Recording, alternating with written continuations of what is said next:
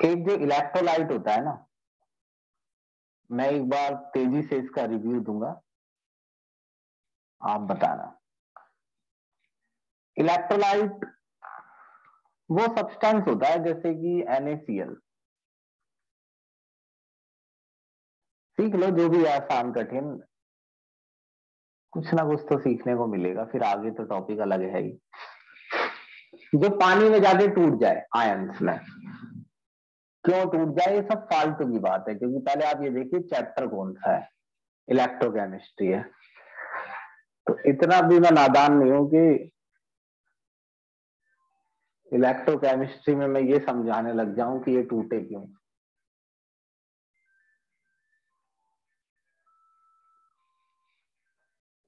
तो जो भी चीज पानी में जाकर आयन देती है, तो वो चीज पानी में इलेक्ट्रिसिटी कंडक्ट करवा सकती है।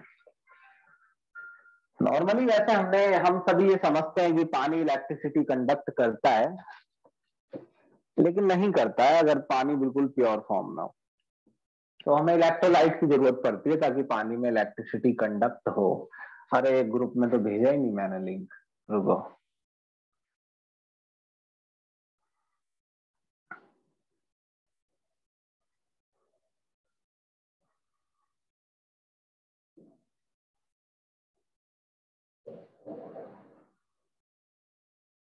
एक मिनट रुक जाओ प्लीज है।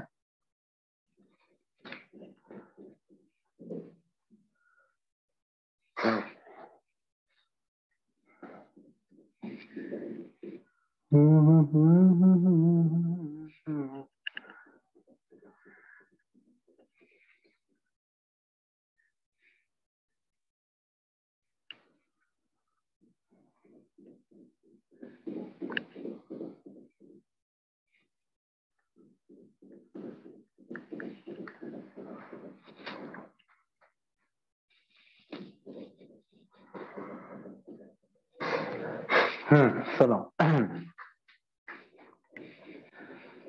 तो इलेक्ट्रोलाइट जो होते हैं ना, वो एसिड, बेस और सॉल्ट, मेनली 3 कैटेगरी में होते हैं।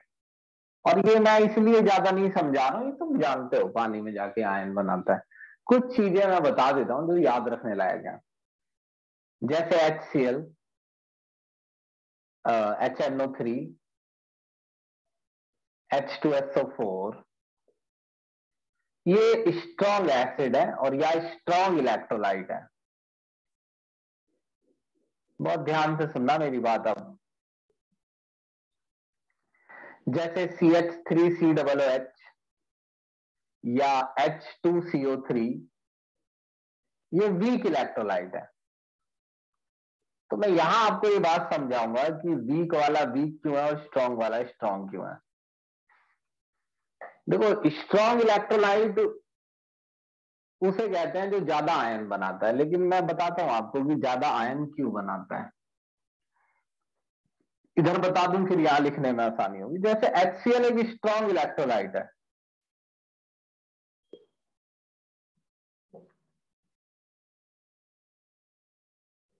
तो आप इसे पानी में डालेंगे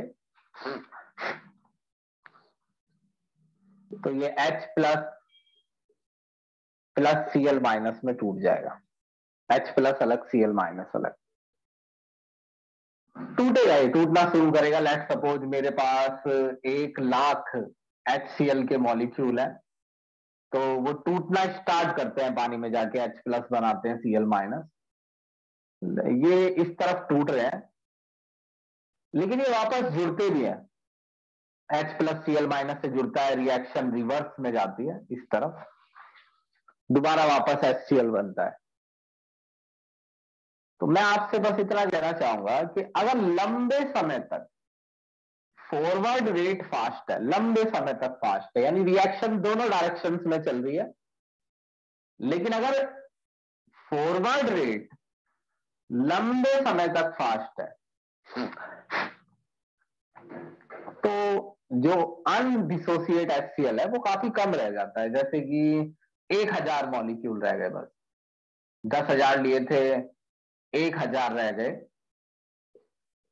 और 1000 भी क्यों, 10,000, 1,00,000 लिए थे ना, तो 10,000 से कर लो कि जैसे 100 मॉलिक्यूल रह गए बिना टूटे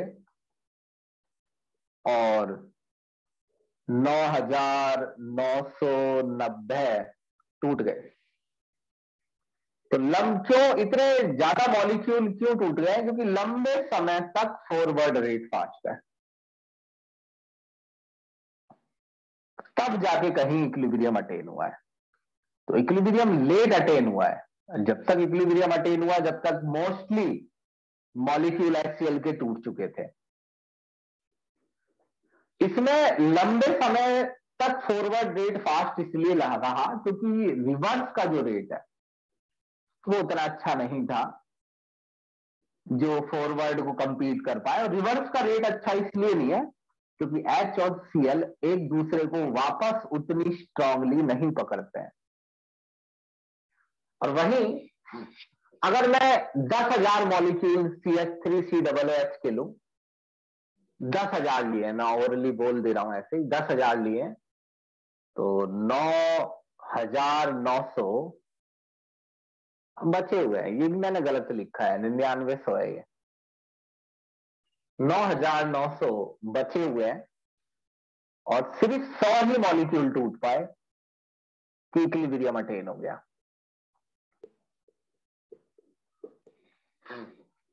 लिए 10,000 थे, 100 टूटे, ये बचे हुए हैं और इक्विलिब्रियम अटेन हो गया। अब ये रेगुलरली टूटते हैं, उसी स्पीड में जुड़ते हैं, तो टूट तो ये भी रहे हैं मगर आयंस की संख्या नहीं बढ़ पा रही है क्योंकि उसी रेट से आयन जुड़ भी रहे हैं। तो ये साफ साफ दिख रहा है कि स्ट्रॉन्ग इलेक्ट्रोलाइट कम आयन बना पाता है, ज्यादा आयन बना लेता है क्योंकि इक्विलिब्रियम लेट अटेन होता है, और वीक इलेक्ट्रोलाइट कम आयन बनाता है क्योंकि इक्विलिब्रियम देर से अटेन होता है। अब ऐसा है कि मैंने आपको ये बातें बहुत ज्यादा समझा रखी है, अक्सर ही मैं ये समझाता हूँ इक्विलिब्रियम वाली बात, तो उतना डिटेल में मैं इसे नहीं समझा रहा हूं। लेकिन अगर फिर भी किसी के समझ में नहीं आ रहा है कि वीक स्ट्रॉन्ग स्ट्रॉन्ग क्यों है और वीक वीक क्यों, लेकिन अगर आप मेरी बात माने, अगर आपको ये चाहिए कि आपका कोई क्वेश्चन ना छूटे या किसी भी तरीके से आप पीछे ना रह जाए, तो ये बात इस टॉपिक में बहुत इंपॉर्टेंट है। बताइए।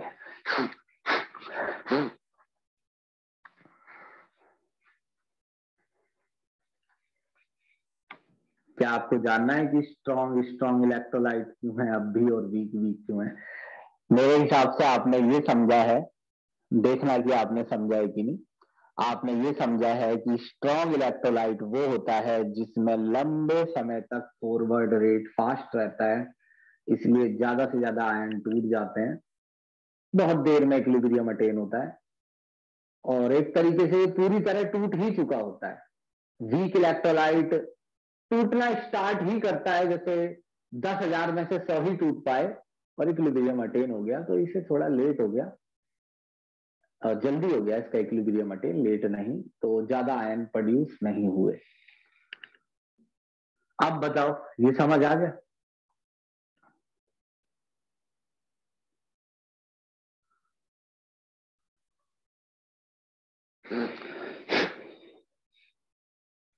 ठीक।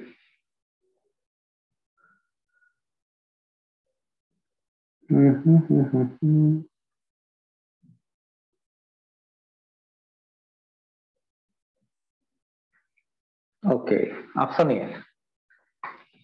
तो ये बेस है, कुछ स्ट्रॉन्ग NaOH, KOH और भी है। स्ट्रॉन्ग बेस स्ट्रॉन्ग इलेक्ट्रोलाइट होता है, यानी ये ऑलमोस्ट टूट जाते हैं, इनमें इक्विलिब्रियम बहुत लेट अटेन होता होगा। और वहीं जो वीक इलेक्ट्रोलाइट है जैसे MgOH2, सबसे इंपॉर्टेंट है NH4OH, ये एक बहुत वीक इलेक्ट्रोलाइट है। आपको इन 2-3 पर नजर रखनी है। एक ये बेसिक सी नॉलेज ये है कि अगर आपको रीडिंग करनी है NCERT की, तो ये वाला एसिड ये एक वीक इलेक्ट्रोलाइट है, NH4OH एक वीक इलेक्ट्रोलाइट है। सॉल्ट में जैसे NaCl, KCl ये स्ट्रॉन्ग इलेक्ट्रोलाइट है, ये ज्यादा टूटते हैं, इनमें इक्विलिब्रियम लेट अटेन होता है। BaSO4, CaCl2 ये वीक इलेक्ट्रोलाइट है, इनमें इक्विलिब्रियम देर से जल्दी अटेन हो जाता है और इनमें देर से। ये आपके बात समझ में आ गई होगी, स्क्रीनशॉट लीजिए।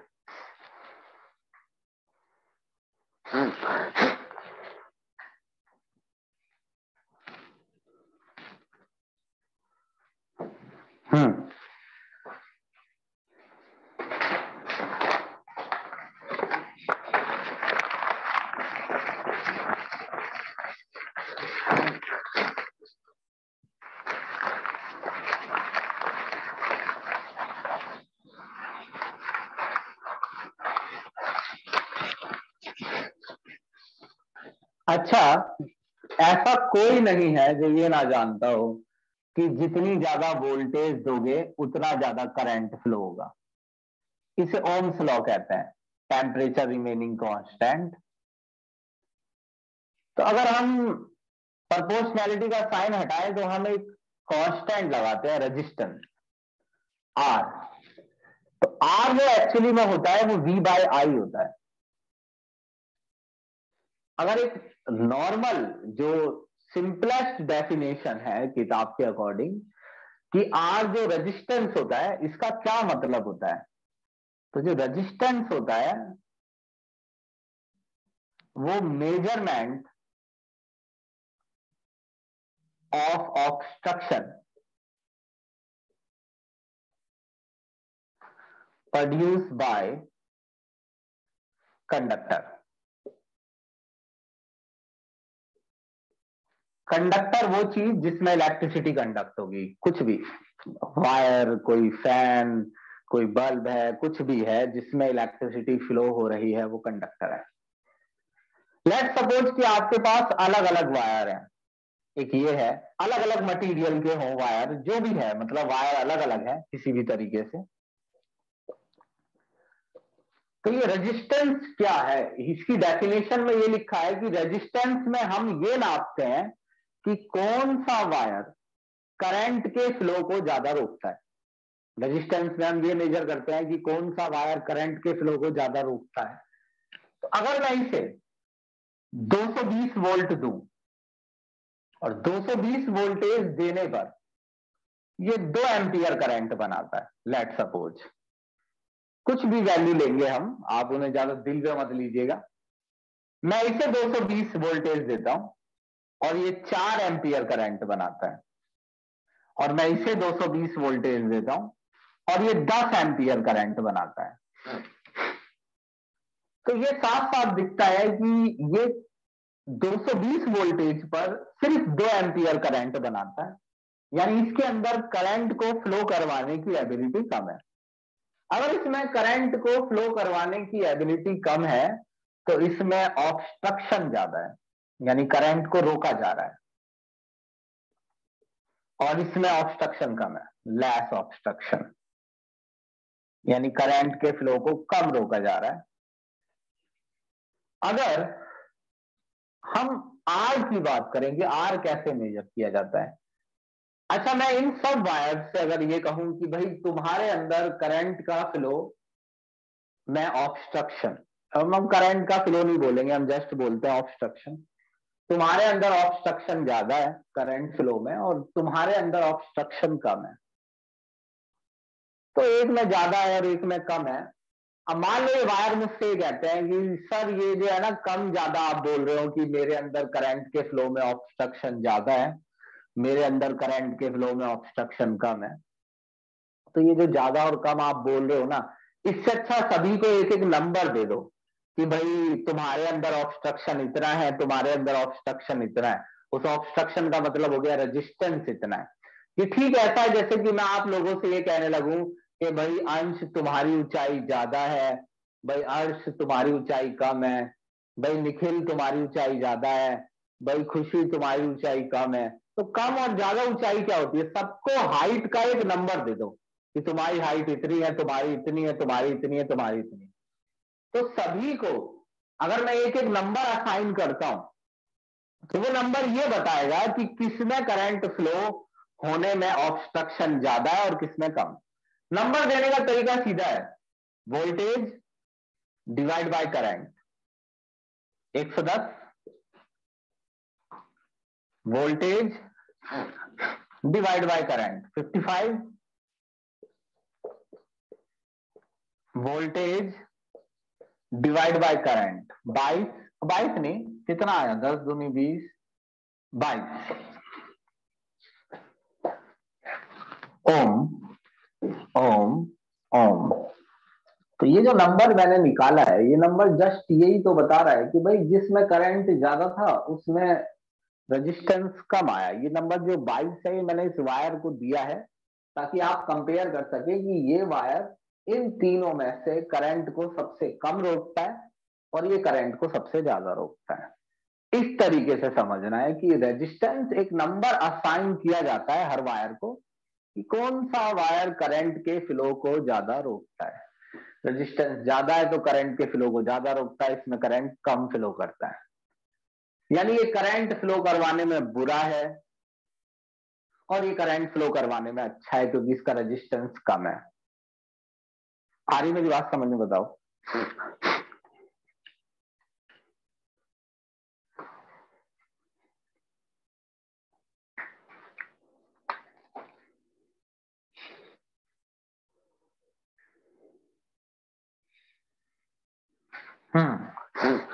तो मैं इसे इसमें मैं यहां ये लिख देता हूं कि ये कह रहा है वायर कि इस वायर में मैं ये कहता हूं कि तुम्हारे अंदर ये खराब है करंट फ्लो करवाने में, यानी ज्यादा ऑब्स्ट्रक्शन है, मोर ऑब्स्ट्रक्शन लिखा था ऊपर, लेस ऑब्स्ट्रक्शन। अब मैं ये कहता हूं कि भाई तुम करंट फ्लो करवाने में, अरे मेरी तरीके से सुनना, मेरा जो तरीका वो क्रिएटिव होता है, वो कुछ बात समझाएगा। बेशक तुमने चैप्टर पढ़ा है पहले तो तुम्हें समझ में आ रहा होगा जल्दी, लेकिन फिर भी जो मैं कहता हूं सुन लो।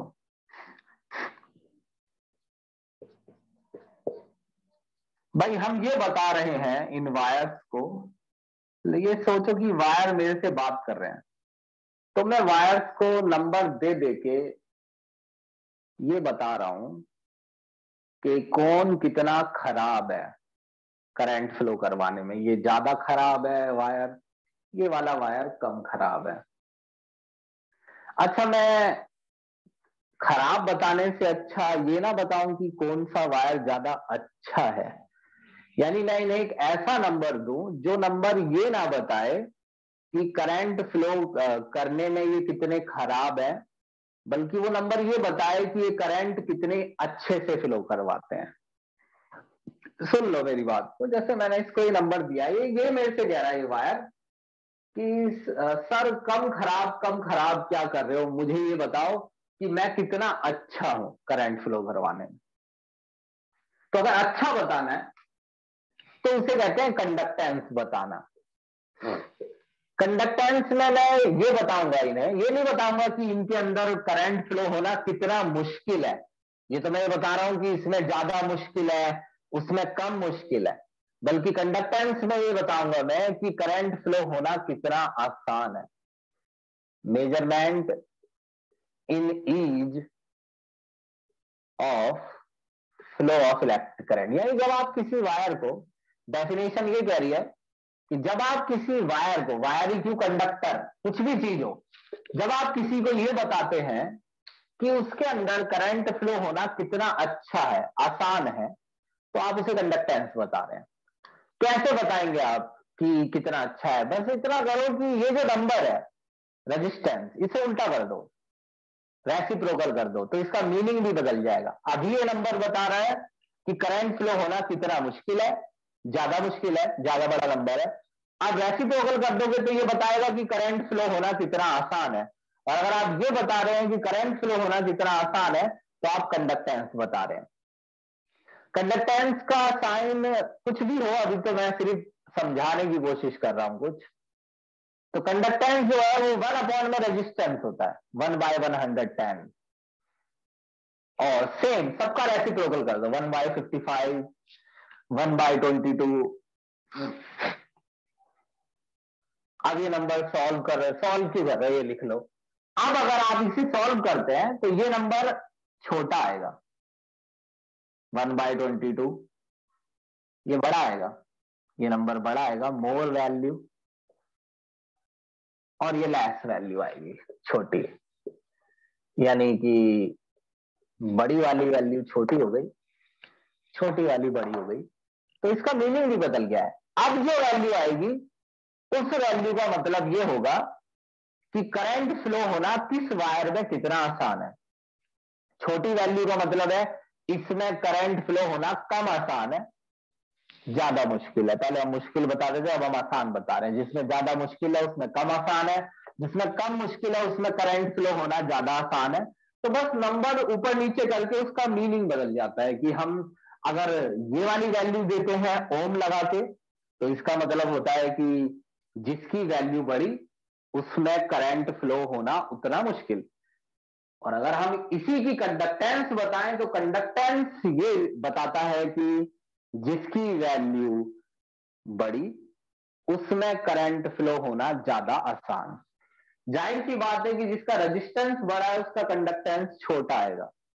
बड़ा रेजिस्टेंस ज्यादा मुश्किल करंट फ्लो होने में, कम कंडक्टेंस यानी कि कम आसान करंट फ्लो होना।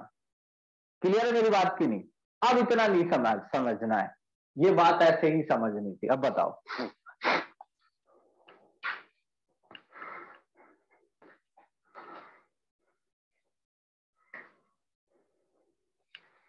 हम्म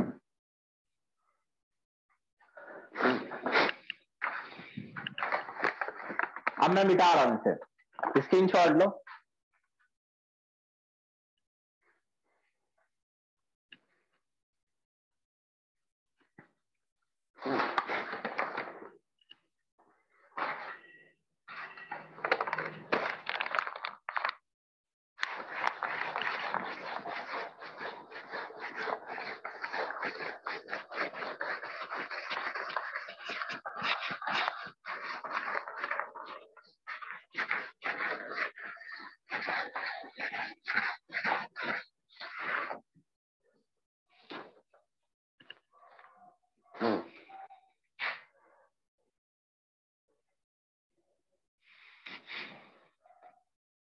तो R equals to V/I resistance होता है। वोल्टेज को वोल्ट में नापा जाता है, करंट को एम्पियर में। वोल्ट पर एम्पियर को ओम कहते हैं। अगर मैं जी निकाल रहा हूं तो जी का मतलब कंडक्टेंस होता है। कंडक्टेंस में हम ये बताते हैं कि किसी वायर में करंट फ्लो होना कितना आसान है। कंडक्टेंस की वैल्यू बड़ी है तो वो आपके फेवर में है, कंडक्टेंस बड़ी वैल्यू है तो करंट फ्लो होना ज्यादा आसान है। रेजिस्टेंस बड़ा है तो इसका मतलब करंट फ्लो होना ज्यादा मुश्किल है। 1/R, तो इसकी यूनिट हो जाती है 1/ओम पर ओम। पर ओम को कहते हैं साइमन। साइमन ये ऐसी कुछ अकॉर्डिंग कुछ ऐसा ही होता है। अब एक होता है कंडक्टिविटी, रेजिस्टिविटी, रो।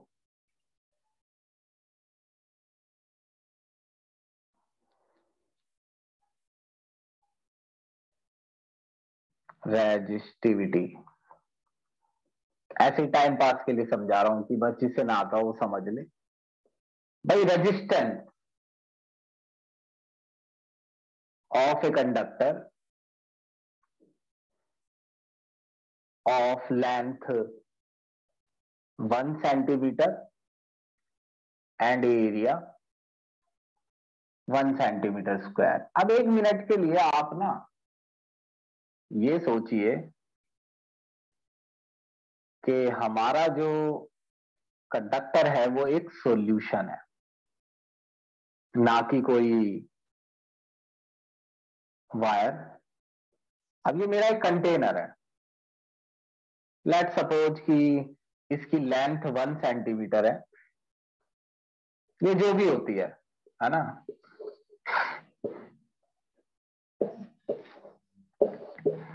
इसकी लेंथ 1 सेंटीमीटर है, हाइट 1 सेंटीमीटर है, इसकी ये है लेंथ तो यार 1 सेंटीमीटर, और इसकी विड्थ भी 1 सेंटीमीटर है। यानी ये जो एरिया है ये 1 सेंटीमीटर स्क्वायर है, और इसकी हाइट भी 1 सेंटीमीटर है। तो अगर मैं इसका रेजिस्टेंस निकालता हूं तो मैं लिखूंगा कि मैंने ये प्लस है और ये माइनस, इसमें कितना वोल्टेज दिया था और इसने सॉल्यूशन ने कितना करंट फ्लो करवाया, और लेट सपोज कि एक नंबर आ गया 20। ये रेजिस्टेंस ही है 20 ओम। मगर अगर आप रेजिस्टेंस ऐसे सॉल्यूशन का बता रहे हैं जिसकी लेंथ 1 सेंटीमीटर है, हाइट 1 सेंटीमीटर है और एरिया 1 सेंटीमीटर स्क्वायर, कुल मिलाकर जिसका वॉल्यूम 1 सेंटीमीटर क्यूब हो, तो वो रेजिस्टिविटी है। हम इसे रेजिस्टिविटी क्यों बोल रहे हैं? अगर ये रेजिस्टेंस ही है, रेजिस्टिविटी बोलने से ये भी पता चल जाता है सामने वाले बंदे को कि जिस सब्सटेंस का रेजिस्टेंस बताया जा रहा है उसकी लेंथ 1 सेंटीमीटर है और एरिया 1 सेंटीमीटर स्क्वायर है। ये एक सिंपल सी बात है, मतलब कि रेजिस्टिविटी रेजिस्टेंस ही होता है, length 1 centimetre, area 1 centimetre square. R जो होता है वो रो एल बाय ए होता है, यानी रेजिस्टेंस जो है वो resistivity multiply length by area होता है। तो जो रेजिस्टिविटी है वो R multiply A by L होता है। अब रेजिस्टेंस ओम में नापा जाता है, एरिया सेंटीमीटर स्क्वायर या मीटर स्क्वायर और लेंथ सेंटीमीटर में, तो ये ओम सेंटीमीटर, ये रेजिस्टिविटी की यूनिट होती है। ये सिंपल मैंने ओम लिखी थी बस बात समझाने के लिए। यूनिट इसमें बहुत इंपॉर्टेंट है, इसलिए यूनिट में लिखे दे रहा हूं बार बार, ओम सेंटीमीटर। अब सुनो, लेट सपोज किसी का रेजिस्टेंस 200 ओम सेंटीमीटर है। हालांकि ये यूनिट ही बता रही है कि ये है तो रेजिस्टेंस ही, मगर इस समय जो लेंथ है वो 1 सेंटीमीटर है और एक एरिया 1 सेंटीमीटर स्क्वायर है। तो अगर कोई मुझसे ये कहता है कि भाई मेरी रेजिस्टिविटी इतनी है, तो वो भी वो यही कह रहा है कि भाई मेरे अंदर करंट फ्लो होना इतना मुश्किल है। तो वहीं अगर आप 1 सेंटीमीटर लेंथ और 1 सेंटीमीटर स्क्वायर एरिया वाले कंडक्टर की रेजिस्टिविटी की जगह कंडक्टिविटी बताने लगे, तो कंडक्टिविटी होता है कि करंट फ्लो होना कितना इजी है उस कंडक्टर में जिसकी लेंथ 1 सेंटीमीटर है, एरिया 1 सेंटीमीटर स्क्वायर है। यानी अगर आप रेजिस्टिविटी का उल्टा करेंगे तो वो कंडक्टिविटी बन जाएगी। कंडक्टिविटी क्या है? कंडक्टिविटी भी कंडक्टेंस है, मगर अगर कोई उसे कंडक्टिविटी बोल रहा है तो वो आपको उस कंडक्टर में करंट के फ्लो होने में कितना ईज है ये बता रहा है, जिसकी लेंथ 1 सेंटीमीटर है, एरिया 1 सेंटीमीटर स्क्वायर है। अब मैं रेजिस्टिविटी की जगह लिखूंगा ओम, सेंटीमीटर यूनिट है तो ये हो गई पर ओम पर सेंटीमीटर। पर ओम को लिखना है साइमन पर सेंटीमीटर। ये बदतमीजो यूनिट्स देख लेना, इसका आगे हमें काम है। ये आपके समझ आ गई होगी। फिर भी मैं 15 सेकंड के लिए पूछता हूँ, किसी को कुछ जानना है? कोई नया आदमी तो नहीं है जिसने पहले नहीं पढ़ा? हमारे बच्चों ने मोस्टली चीजें पढ़ी हैं, तो किसी ने नहीं पढ़ी है तो मुझे बता देना।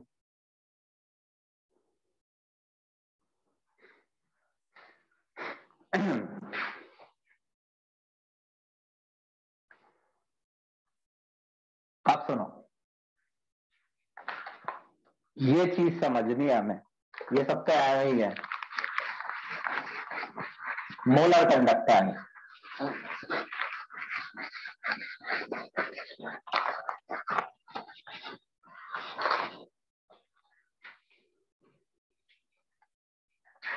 पहली बात तो molar conductance and molar conductivity same word है।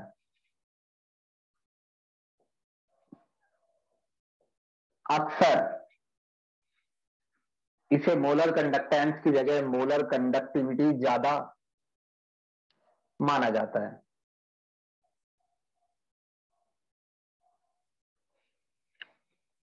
कुछ बातें मैं पहले ही क्लियर कर दूं। ये तो पक्का है कि आप कंडक्टेंस बताने वाले हैं, ये टॉपिक कंडक्टेंस से रिलेटेड है। यानी ये कुछ जो भी वैल्यू इसकी आती है मोलर कंडक्टेंस की, उस वैल्यू का मतलब होता है कि is in flow of electric current. मगर क्योंकि इसमें कंडक्टिविटी वर्ड यूज हो रहा है, तो बच्चे अक्सर सोचते हैं कि 1 सेंटीमीटर लेंथ होगी और एरिया होगा 1 सेंटीमीटर स्क्वायर, और ऐसा बिल्कुल भी नहीं है। ये सिंपल कंडक्टिविटी नहीं है, ये मोलर कंडक्टिविटी है। यहाँ लेंथ का 1 सेंटीमीटर होना, एरिया का 1 सेंटीमीटर स्क्वायर होना बिल्कुल भी जरूरी नहीं है।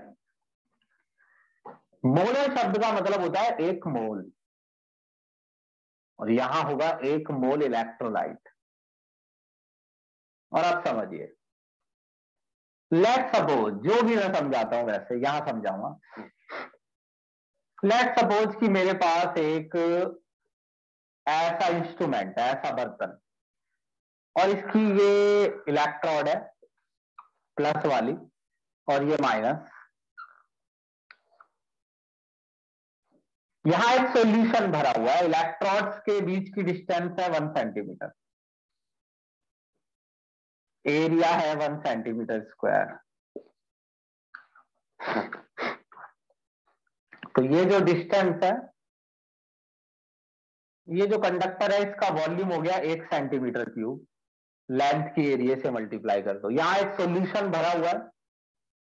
अगर मैं इसे करंट देता हूं V, लेट सपोज वोल्टेज देता हूं V, और ये करंट फ्लो करता है I, और मैं नाप लेता हूं वोल्टेज और करंट। इमेजिन करना है, ऐसा नहीं है कि आप इतनी आसानी से नाप लेंगे। तो मैंने रेजिस्टेंस निकाल लिया, और जो रेजिस्टेंस है इस समय, वो रेजिस्टेंस उस कंडक्टर का है जिसकी लेंथ 1 सेंटीमीटर है और एरिया 1 सेंटीमीटर स्क्वायर है। जब लेंथ 1 सेंटीमीटर हो और एरिया 1 सेंटीमीटर स्क्वायर हो, तो रेजिस्टेंस एक्चुअली में रेजिस्टिविटी होता है। तो यानी आपने अगर इसका रेजिस्टेंस निकाला, तो आपने एक तरीके से इसकी रेजिस्टिविटी निकाल ली। और अगर मैं इसकी रेजिस्टिविटी का उल्टा कर दूं, तो कंडक्टिविटी निकल गई। पूरे पूरे शब्द लिख रहा हूं मैं, कंडक्टिविटी निकल गई, यही लिख देता हूं कंडक्टिविटी। अगर मेरे को इसकी कंडक्टिविटी निकालनी है, तो 1 में रेजिस्टिविटी।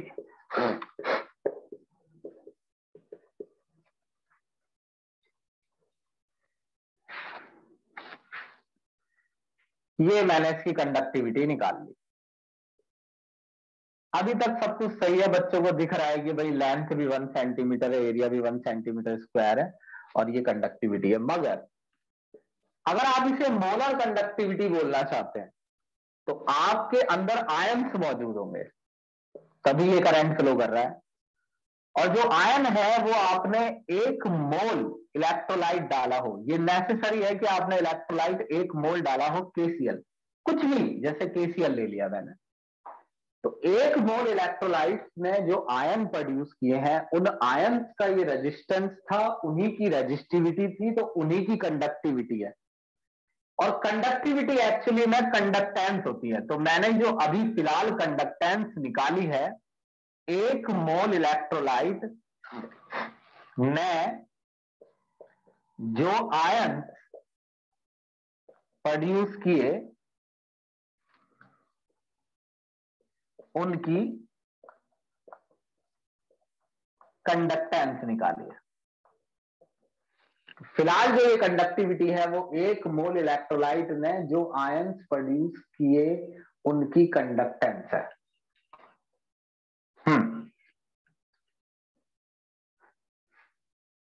अब इसमें ये देखो कि लेंथ 1 सेंटीमीटर है, एरिया 1 सेंटीमीटर स्क्वायर है, वो एक अच्छी बात है। मगर अब इसे देखो, एक अगला फिगर,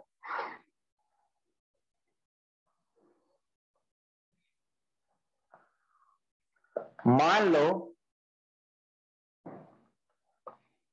कि इसमें 1 मोल इलेक्ट्रोलाइट है। फिर से,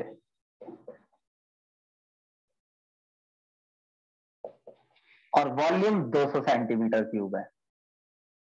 पहले देखो कितना था, 1 सेंटीमीटर क्यूब।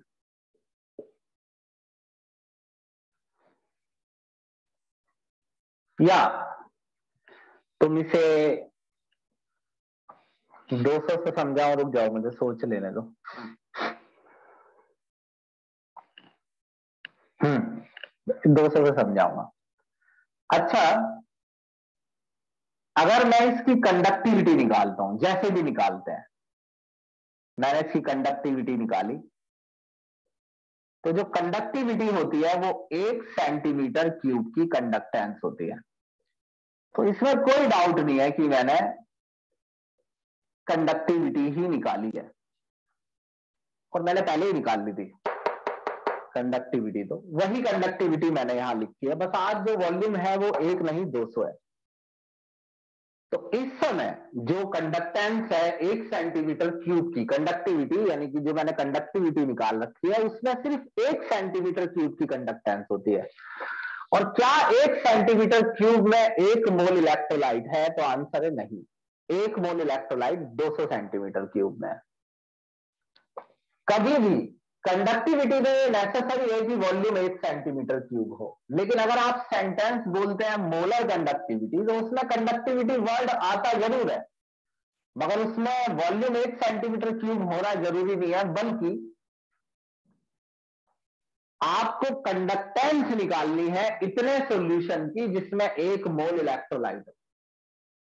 तो मोलर कंडक्टिविटी के बराबर फिलहाल नहीं है, क्योंकि कंडक्टिविटी में सिर्फ 1 सेंटीमीटर क्यूब की कंडक्टेंस आती है, और इस 1 सेंटीमीटर क्यूब में पूरा 1 मोल इलेक्ट्रोलाइट नहीं है।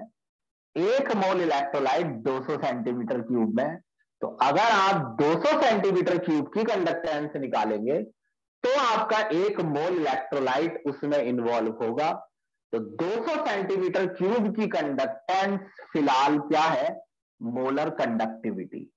ये बताओ बिल्कुल क्लियरली समझ में आया कि नहीं? तब बताना, है नहीं, हल्का फुल्का नहीं, पूरा समझ में आया तो बताना। क्या कहना चाह रहा हूं मैं, समझ रहे हो?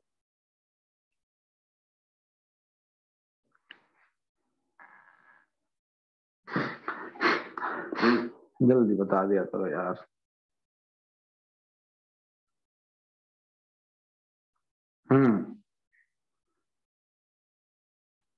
अरे भाई सब बता दो जल्दी, मेन बात तो यही है।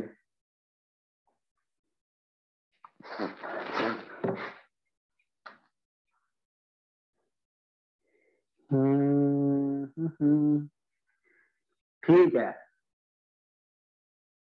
तो मैं अब ये मान रहा हूं, किसी को कुछ पूछना है तो बताओ। ये मान रहा हूं मैं कि तुमने ये समझा है कि मोलर कंडक्टिविटी और कंडक्टिविटी में क्या डिफरेंस है। अगर तुम मेरी 2 मिनट और बात सुनोगे तो सुन लो।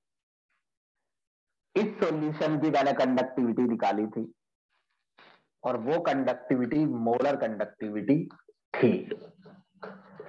यानी इस पहले वाले फिगर में कंडक्टिविटी और मोलर कंडक्टिविटी बराबर थे। हालांकि कंडक्टिविटी में 1 सेंटीमीटर क्यूब की कंडक्टेंस होती है। हमें इस बात से कोई मतलब ही नहीं है, आप यही बात सुनिए कि कितने सेंटीमीटर क्यूब की कंडक्टेंस है। हमें ये मतलब है कि जितने की भी कंडक्टेंस निकालो उसमें 1 मोल इलेक्ट्रोलाइट होना चाहिए। यहां पर 1 सेंटीमीटर क्यूब में ही 1 मोल इलेक्ट्रोलाइट है। तो 1 सेंटीमीटर क्यूब की कंडक्टेंस में 1 मोल इलेक्ट्रोलाइट इन्वॉल्व है, तो ये मोलर कंडक्टिविटी हो गई। वहीं इस कंडीशन में अगर हम यही कंडक्टिविटी लिखी रहने दें, तो इसमें 1 सेंटीमीटर क्यूब की कंडक्टेंस है, और 1 सेंटीमीटर क्यूब में 1 मोल इलेक्ट्रोलाइट नहीं है, 1 मोल 200 में है। तो आपको 200 सेंटीमीटर क्यूब की कंडक्टेंस निकालनी थी, क्योंकि 200 सेंटीमीटर क्यूब में 1 मोल इलेक्ट्रोलाइट है। तो उतने सॉल्यूशन की कंडक्टेंस निकालनी है जिसमें 1 मोल इलेक्ट्रोलाइट हो। तो 200 सेंटीमीटर क्यूब में 1 मोल इलेक्ट्रोलाइट हो, तो इसलिए मैंने 200 से मल्टीप्लाई किया। अब ये 200 सेंटीमीटर क्यूब की कंडक्टेंस हो गई। 1 सेंटीमीटर क्यूब की कंडक्टेंस को 200 गुना कर दो, 200 सेंटीमीटर क्यूब की कंडक्टेंस, और 200 सेंटीमीटर क्यूब में 1 मोल इलेक्ट्रोलाइट है, इसलिए ये मोलर कंडक्टिविटी या मोलर कंडक्टेंस है। इसमें कंडक्टिविटी वर्ड इसलिए आता है क्योंकि कंडक्टिविटी की वॉल्यूम से मल्टीप्लाई करके, कौन सा वॉल्यूम, वॉल्यूम जिसमें 1 मोल इलेक्ट्रोलाइट हो, तो वो वॉल्यूम जिसमें 1 मोल इलेक्ट्रोलाइट है, अगर आप उससे मल्टीप्लाई कर दें, कंडक्टिविटी की उस वॉल्यूम से मल्टीप्लाई कर दें जिसमें 1 मोल इलेक्ट्रोलाइट है, तो मोलर कंडक्टिविटी निकल जाती है। तो इसका मतलब फॉर्मूले में कंडक्टिविटी इन्वॉल्व है, इसलिए यहां पर नाम आया है मोलर कंडक्टिविटी, क्योंकि कंडक्टिविटी में ही वॉल्यूम की मल्टीप्लाई करने से मोलर कंडक्टिविटी निकलती रहती है। तीसरा फिगर बना रहा हूं, स्क्रीनशॉट लो इसका।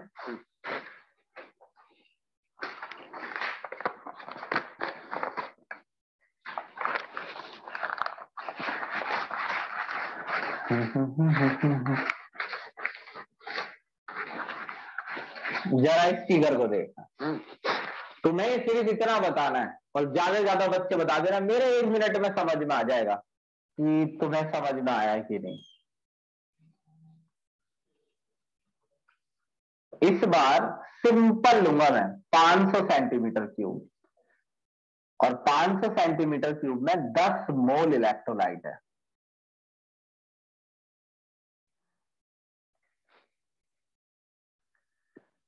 इस सॉल्यूशन की मुझे पहले से कंडक्टिविटी पता है, और आपको यह भी पता होगा कि ये कंडक्टिविटी मोलर कंडक्टिविटी नहीं हो सकती, क्योंकि मोलर कंडक्टिविटी होने के लिए जो कंडक्टिविटी है, जो कि एक्चुअली में 1 सेंटीमीटर क्यूब की ही कंडक्टेंस है, तो अगर आपके 1 सेंटीमीटर क्यूब में 1 मोल इलेक्ट्रोलाइट होता तो ये सब ठीक था, मगर आपके 1 सेंटीमीटर क्यूब में 1 मोल इलेक्ट्रोलाइट नहीं है, तो ये दोनों बराबर नहीं है। तो मैं किस वैल्यू से मल्टीप्लाई करूं कि ये मोलर कंडक्टिविटी बन जाए, बस इतना बताओ।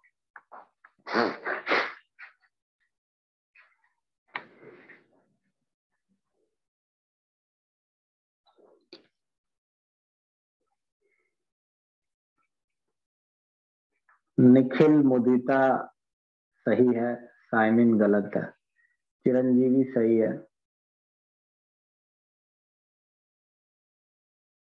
साइमिन अब सही है, अर्श, निखिल कुमार, यजत सबका सही है, सबके समझ में आया हुआ है। वो वॉल्यूम, वॉल्यूम जिसमें 1 मोल इलेक्ट्रोलाइट है, तो अगर मैं वॉल्यूम जिसमें 1 मोल इलेक्ट्रोलाइट है उसकी मल्टीप्लाई कर दूं, वो वॉल्यूम जिसमें 1 मोल इलेक्ट्रोलाइट है अगर मैं उसकी मल्टीप्लाई कर दूं, तो एक्चुअली में वो निकल जाएगा। अगर मैं उस वॉल्यूम की मल्टीप्लाई कर दूं जिसमें 1 मोल इलेक्ट्रोलाइट है, तो उतने वॉल्यूम की कंडक्टेंस निकल जाएगी जिसमें 1 मोल इलेक्ट्रोलाइट है। तो 10 मोल इलेक्ट्रोलाइट है 500 सेंटीमीटर क्यूब में, 1 मोल इलेक्ट्रोलाइट होगा 500/10। याद रखिए ये वॉल्यूम है, ये वॉल्यूम है, वो वॉल्यूम जो 500/10 है उसकी यूनिट देखिए सेंटीमीटर क्यूब, ये वॉल्यूम है, ये वो वॉल्यूम है जिसमें 1 मोल इलेक्ट्रोलाइट है। इतने वॉल्यूम में 1 सेंटीमीटर क्यूब की कंडक्टेंस है, इस वॉल्यूम से मल्टीप्लाई करने से उतने सेंटीमीटर क्यूब की कंडक्टेंस निकल जाएगी जितने में 1 मोल इलेक्ट्रोलाइट है। अब सुनिए ध्यान से, ये 10 क्या था एक्चुअली में, मोल्स, और ये है वॉल्यूम। वॉल्यूम किसका है, ये सॉल्यूशन का। मोल्स किसके हैं, इलेक्ट्रोलाइट के, और इलेक्ट्रोलाइट क्या हो गया, सोल्यूट। तो सोल्यूट के मोल्स डिवाइड बाय वॉल्यूम क्या है, मोलैरिटी। तो अगर आप कंडक्टिविटी को मोलैरिटी से डिवाइड करें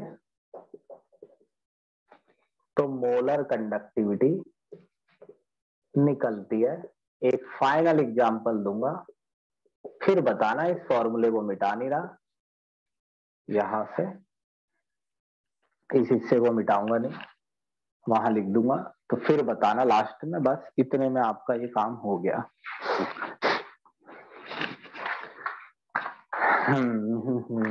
फास्ट भूल गया मेरा तो, बोल बोल के इतना तो मैंने खाया भी नहीं आज, इतने का पढ़ा दिया।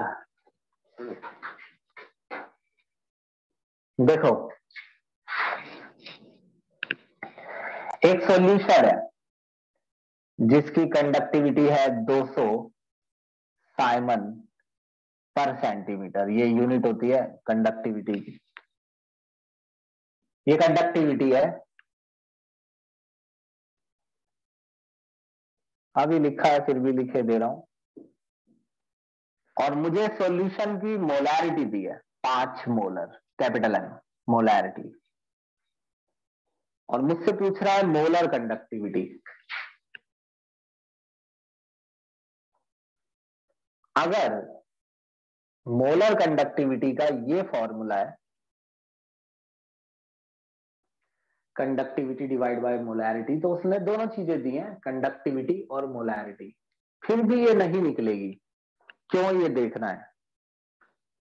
फिर भी मतलब सीखना है कि निकालना कैसे। ऐसा नहीं है कि आप 200/5 कर देंगे, ध्यान से देखना। कंडक्टिविटी लिखी 200 साइमन पर सेंटीमीटर,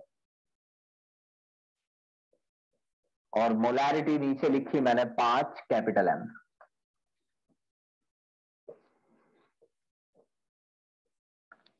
जो कैपिटल एम है वो होता है मोल पर लीटर। मोलैरिटी का मतलब होता है मोल पर लीटर, तो कैपिटल एम को खोलोगे तो मोल पर लीटर, लीटर ऊपर चला जाएगा। अगर आप इसे लीटर में ही रखते हैं तो आपका आंसर गलत आएगा। आपको पहले तो मोलैरिटी को खोलना पड़ेगा, जैसे मैंने खोला है। अब आप 1 लीटर की जगह लिखेंगे 1000 ml, और ml और सेंटीमीटर क्यूब बराबर होते हैं। दरअसल 1 लीटर 1000 सेंटीमीटर क्यूब होता है।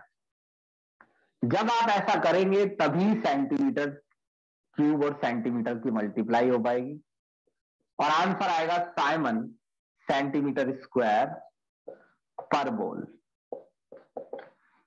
तो आंसर साइमन में आएगा। तो अगर आपने 5 ही लिख के छोड़ दिया होता और डिवाइड कर दिया होता तो आंसर गलत आता। बस इतना सा याद रखना है कि इस फॉर्म में इसको खोलना है, बाद में आप इसे चेक कर लीजिए, ये फाइनल है।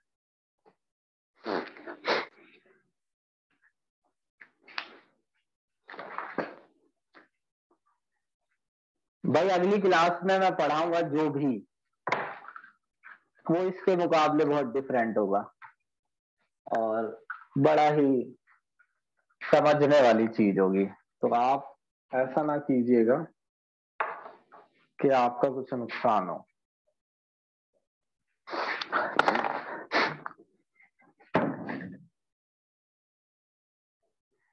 ठीक है।